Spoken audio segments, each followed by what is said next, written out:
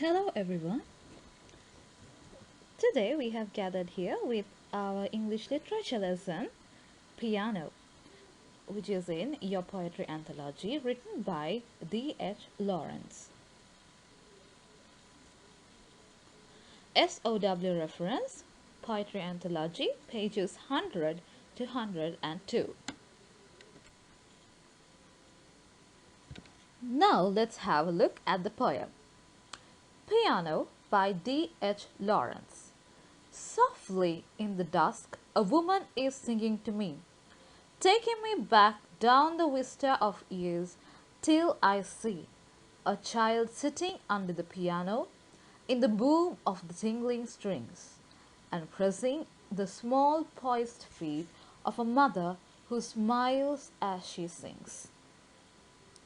In spite of myself, the insidious mastery of song betrays me back, till the heart of me weeps to belong to the old Sunday evenings at home with winter outside, and hymns in the cozy parlor, the tinkling piano our guide. So now it is vain for the singer to burst into clamor with the great black piano appassionato. The glamour of childish days is upon me. My manhood is cast down in the flood of remembrance. I weep like a child for the past. Here we go with the summary of the poem that I read. The summary is given stanza wise so that it will be more clear for you. Stanza 1. A woman is singing to the speaker. He is playing the piano. The setting is dusk, a dark space between day and night. The music and singing take him back in memory to a point where he sees a child sitting under the piano, pressing the feet of his mother who is singing and smiling. We assume he is the child and that is a childhood memory. So we can see that it's a flashback which is taking place in the first stanza. When moving on to stanza 2, the music makes him feel strongly nostalgic, which means he wants to go back to the time when he spent Sunday evenings in winter with his family, listening to them singing hymns in the parlor room with the piano's music guiding them. So it's the nostalgic moment that the poet is feeling and he needs to go down the memory lane.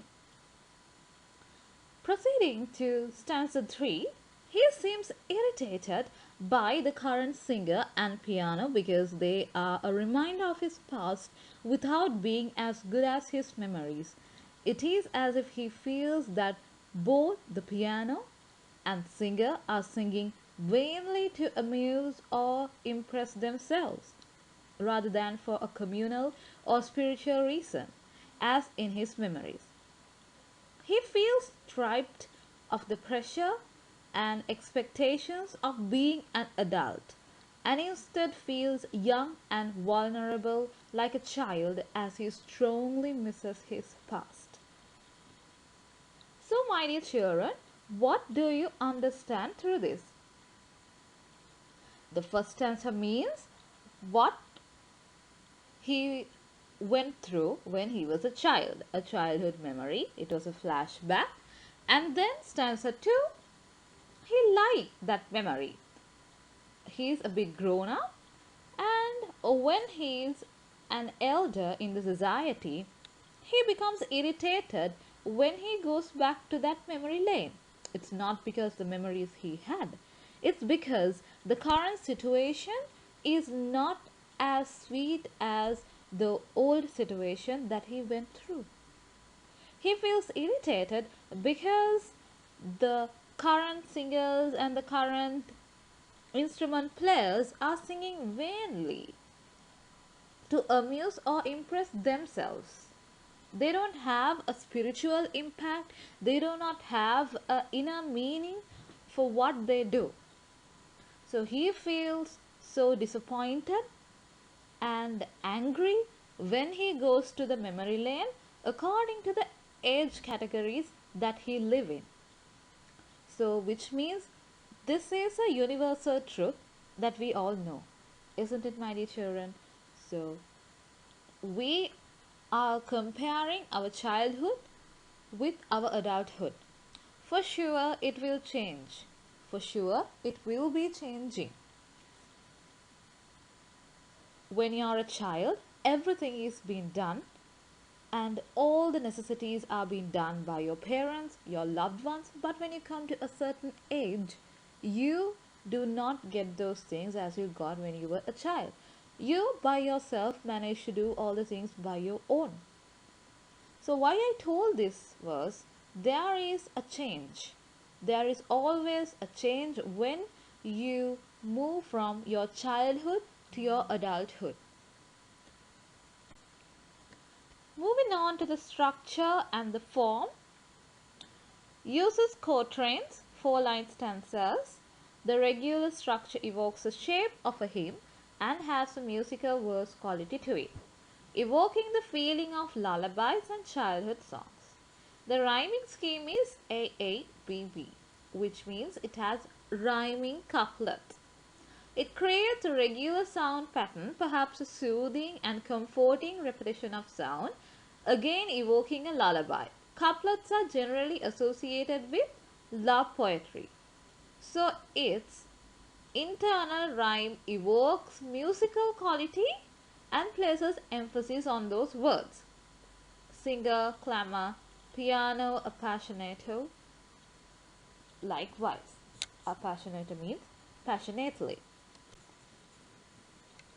Let's all have a look at the language that the poet has used in the poem Piano. Emotive language. Example, the heart weeps to belong down the flood of remembrance. Continuous verbs. Woman is singing, child is sitting, pressing, constant movement. The memory and present moment seem to fluidly blend with one another. We have a sense of the action unfolding in front of us.